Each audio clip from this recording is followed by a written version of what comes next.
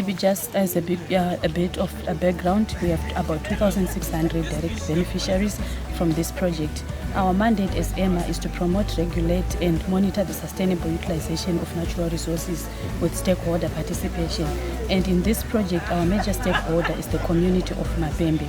So we have about 13 villages that surround the Mapembe community.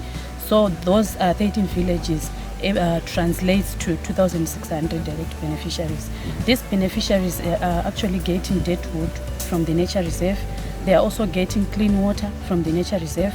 We have a very big dam that supplies or feeds into Usuka River, a perennial river that eventually feeds into Odzi River. And Odzi River is one of the biggest rivers that we have in the province. Then also we have benefits of the microclimate conditions being created by Mapembe Nature Reserve. When the communities conserve this environment, they have or they benefit from a microclimate environment.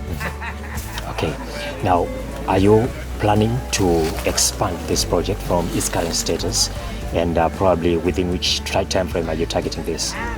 Yes, we do hope to transform this project, but at the moment our main aim is to make the communities replicate these projects in their homesteads.